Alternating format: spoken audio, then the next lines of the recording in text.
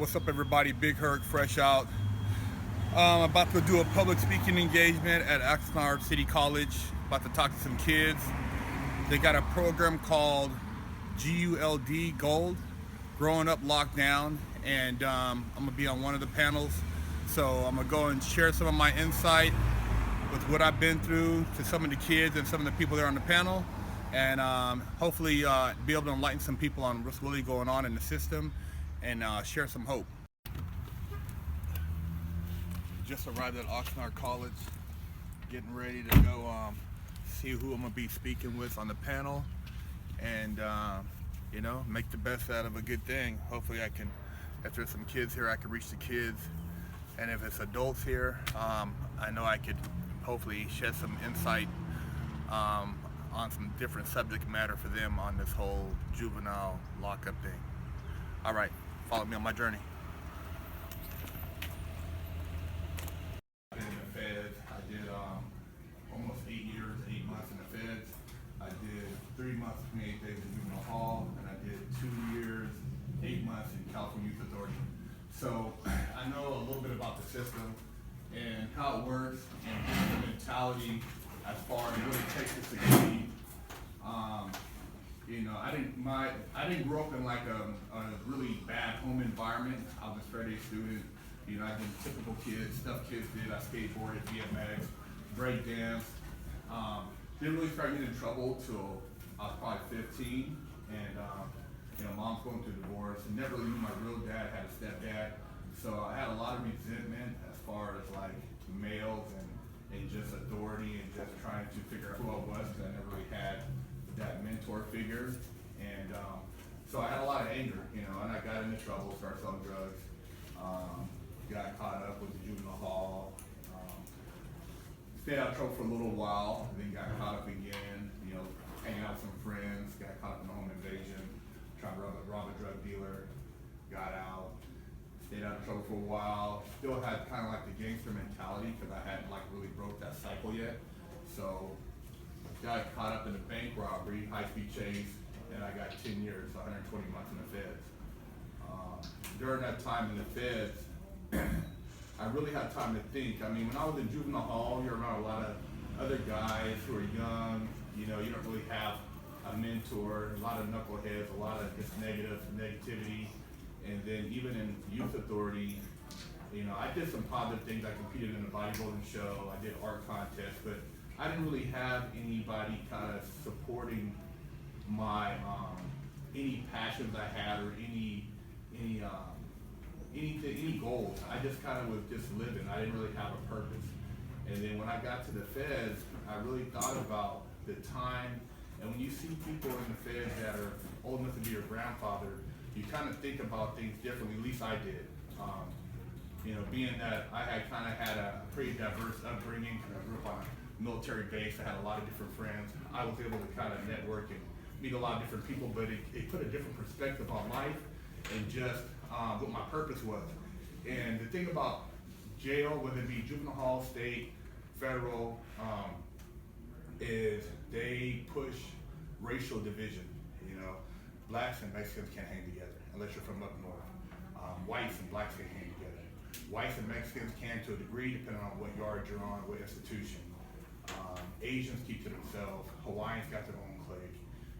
East Coast got their own thing going on. Blacks from different areas can't socialize. A lot of racial division. And when you're programmed with that year after year, you basically, when you get out, you're taught a lot of antisocial behavior. So when you're trying to interact with people, whether it be a job opportunity, whether it be networking, going to school, you're culturally, you're basically handicapped because you haven't dealt with a white person or a Hispanic person or an Asian person, and you already have these built up visuals of these people, so it's hard for you to break that, and that's reinforced in jail. So one of the things that a lot of guys aren't able to do while they're in there is interact like that. So when they get out, it's harder for them to, operate in a society that's diverse, where there's culture. Me, I was fortunate. Being in the feds is a little different than the state.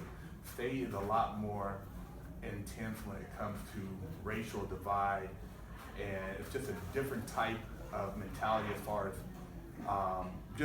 I was just using a term not to be negative, criminal behavior. In the state, you have guys who are in there for, maybe assault and battery, rape, different things that are just purse snatching, assault, just different. It's a different level of intelligence. Where in the feds, you have guys who are there for like conspiracy cases, racketeering, say money laundering, business, fraud, different things like that. So you have a lot of educated people in a confined environment, which you normally wouldn't socialize with. So you might be in there with a guy for tax evasion who maybe was worth, 100 million, or you're next to a guy from Mexico who had a cartel who was making, 4 or 5 million a month, or you might be next to a guy who had a diamond business, but he was embezzling money for the cartel, laundering money, or a guy who did stock fraud. So you have all these different people, and you're able to some degree interact because of just the feds is a little bit,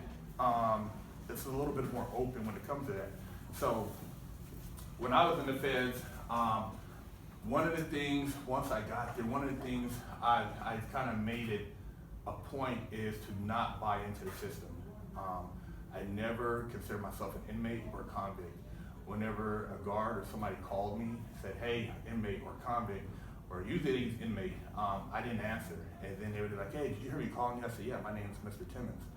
Oh, Mr. Timmons, so that's what your name is, huh? You're not, and they would read off your little name, your little number. And I said, no, Mr. Timmons, you want me to respond, that's what you call me. And so I kind of established that from day one, that was gonna be who I was, and I wasn't gonna get involved in the whole rhetoric with what's going on in prison. Once you get caught up with the cliques, hanging out, working out with a group, participating in yard activities, basically it's hard to break that. And now you're kind of bound to a certain subculture where if you don't participate, you could get punished, whether it be checked in, beat up, ostracized, just basically, you won't be able to, it'll make it hard for you to socialize in prison. So I never got really involved with any of that, and the fact that I did have, I'm pretty educated. I did good in school. I went to college before I went to the pen, so I spent a lot of time in the law library researching legal cases. I help people with motions, file habeas corpuses, guys who are going through divorce stuff in there, guys who are doing traffic violations, a multitude of child support, multitude of different things. I learned how to file motions. I already knew how to type. I learned how to shepherdize cases.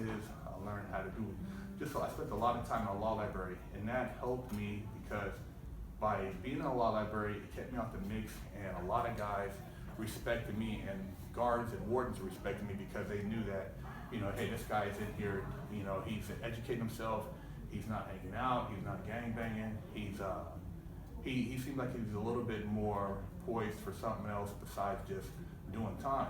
And on the yard, as far as dealing with other inmates, when they see that you're spending a lot of time in the law library and you're not really hanging out, you're not clicked up, they come to you for advice. So I had a lot of guys that would pay me to do their motions, to read letters from the court form, to help them file certain things, and it really opened up a lot of doors as far as communication and allowing myself to venture into other groups, whether it be GDs, Latin Kings, Serenos, Norteños, Crips Bloods. I was able to socialize with everybody. I couldn't hang out with a Sereno on yard, but I knew Sereno guys on a DL would like, hey man, can you help me out with this, or could you do this for me, and then I'll pay your dude over here, and then we'll play it off, or guys who were like, so-called white pride or whatever, they'd be like, hey man, I know you do legal work, but I can't really talk to you over here, but we'll meet over here, and can you do this for me? So I was able to like mix and mingle with everybody.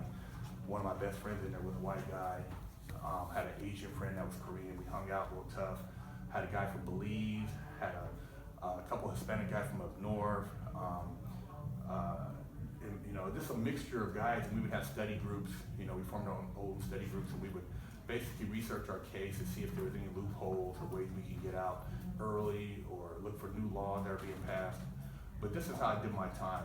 And basically, every day I was in there, I thought about what would I do if I got out. And so I always focused on the possibility of getting out early. And if I did, what would I do to survive? What would be my game plan? And in order for you to have a successful reentry, you have to focus on that basically on a daily basis, as what would be your plans. I never, I get up in the morning, I do my routine as far as workout, come back, go to lunch, shower, go to the law library, come back, go to dinner, go back to the law library. And I did that every day for almost 9 years. It never changed. I never played softball, I never played dominoes, I never participated in basketball, I never really done any of the stuff that your typical prison guy does. I didn't want to buy into that. I watched TV on the weekends when they had like movies or something like that just to kind of veg out. But I never sat around the unit and watched you got a lot of guys that are sitting around watching Cops. They watch that and I'm like, these dudes are in prison, they're watching Cops. Or they're watching these videos and they're doing it, you come back from the law library and the guy's like, hey man, what's going on over there? They got anything new? Any new laws? I'm like, dude, why don't you go over there and look, Man, if you hear anything about my case, let me know. And these guys have been in the unit for 5 hours straight, maybe just watching TV. And so, a lot of guys, that's how they do their time. They just sit back, watch TV. They don't really care, what's really going on outside because they're figuring, hey, I got a date. And if my date says this, then I'll just wait for my date to come. And then you have guys who are doing 20, 30 years life, and they're constantly fighting, and you look at a guy like that, and you're like, damn, man, that's a good dude, man. It's sad that he has a life sentence. And most of these guys got these life sentences when they were 21, 22, they didn't even get caught with drugs. It was a conspiracy. Somebody said that they sold them this, and over a period of time, the conspiracy case said that it would amount to X amount of drugs, therefore the mandatory minimum was like 20. And when you're 22, I wasn't looking, when you're 22 and somebody says 20 years or go to trial and you're like, man, you didn't find me with no drugs, I'm gonna go to trial. And you have these attorneys who basically, these guys have given them hundreds of thousands of dollars because they were making a lot of money, and these attorneys just rip them off, take the money, they go to trial, they get washed, they get life, and now they gotta try to get the life off them. And that's the cycle. These prosecutors, they got these young kids where it's predominantly Black, Hispanic, that are, made a lot of money when they're young, and they get caught in these cases.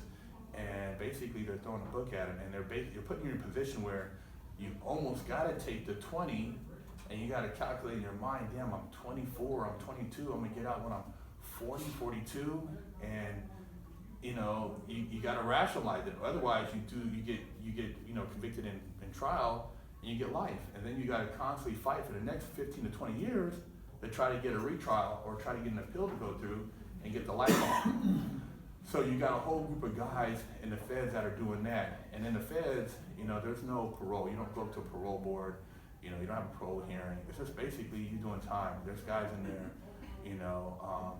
in the feds, usually if you're short time, if you got 5 years, the average guy in there is doing 10 years average. That's considered like a short sentence in the feds. But the thing, like I said, is you focus on trying to create an environment around you, which is hard in there because there's so much negativity, that allows you to still visualize, being free. And if you don't do that, like I said, success is going to be very hard for when you get out. And a lot of people don't know how to do that. So our group, the group that I formed while I was in there, which is just like me and a bunch of friends, we would get together, study law, talk about business ideas. We would talk about spirituality. We would read a lot of spiritual books and then share information. We would come up with just different ideas of stuff we can do.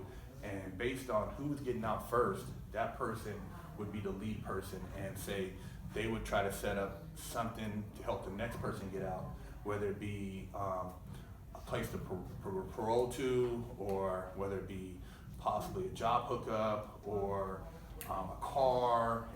I've given guys cars while I was in there from other people that I could never seen. Hey, I give guys, we'd say, hey, go to this person, they owe me money, they'll give me money, and they'll help them out. But we all try to help each other. And as a result, my friend, the white guy, we still keep in touch, he's out.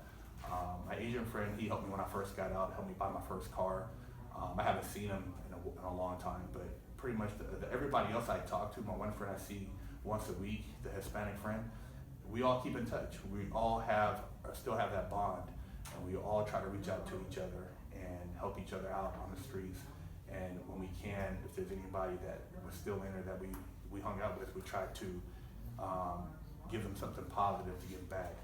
But as far as like the reentry aspect of it, you gotta constantly prepare yourself mentally, and you can say, hey, I'm gonna do this, this, and that, and it never really works out like that. But at least if you have some type of positive goals you set for yourself, it makes it a lot easier. What I used to have in my cell was a vision board, and on that vision board, I had pictures of places and just things that to me made me feel good and kind of gave me hope.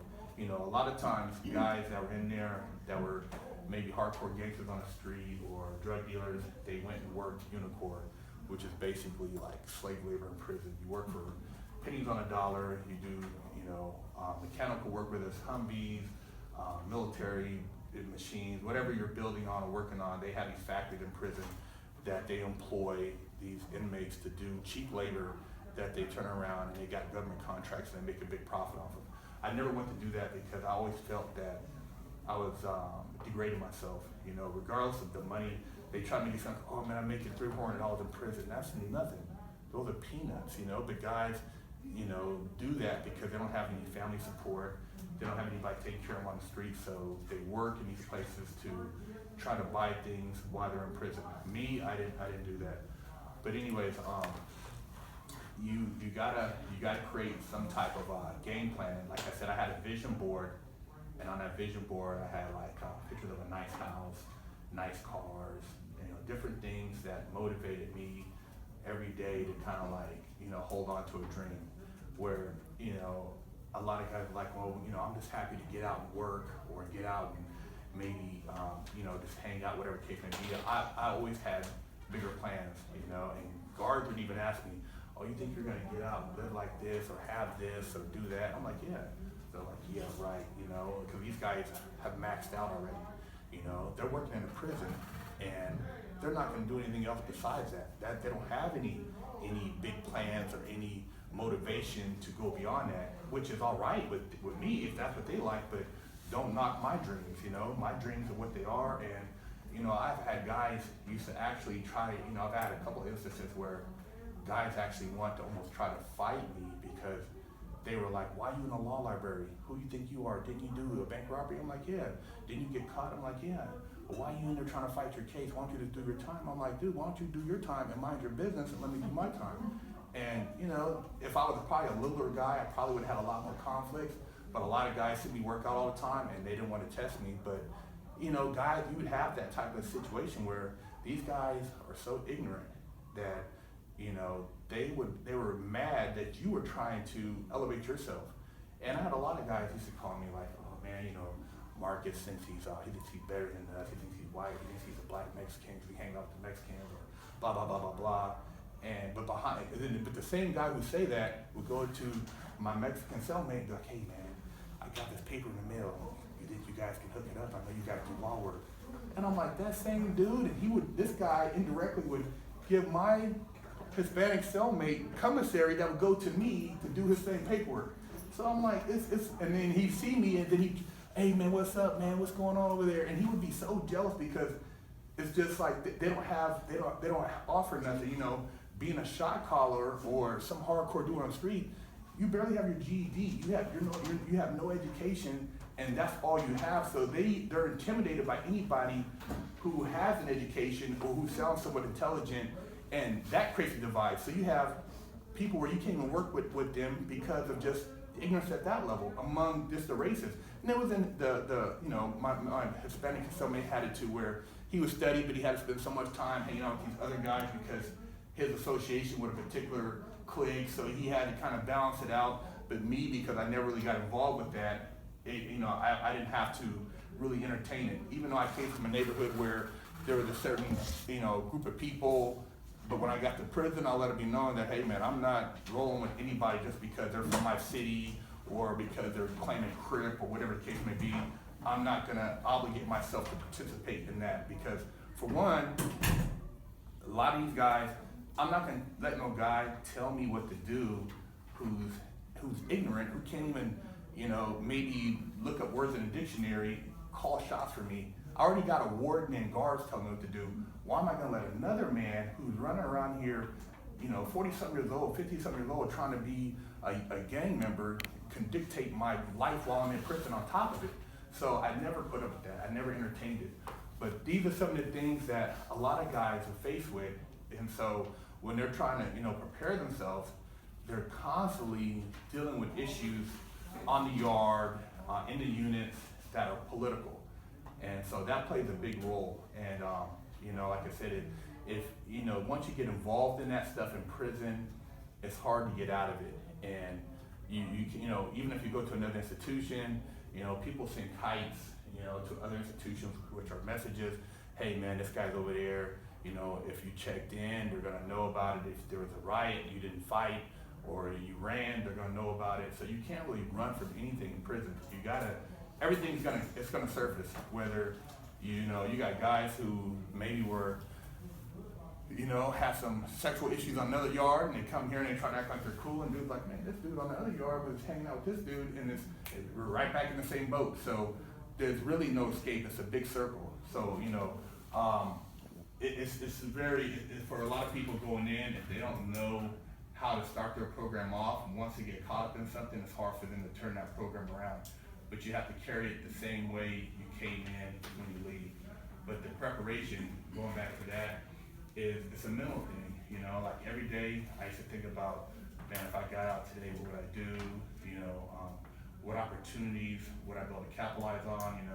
I tried to read a lot of magazines and different things about recent the advancement in technology, try to keep up with stuff, even though you're very limited in prison. I mean, you might have a computer to look up cases and stuff like that, but you can't surf the internet or nothing like that. Now they have it to where you can text and email, but when I was in there, you were very limited as far as what your accessibility was to the outside world. So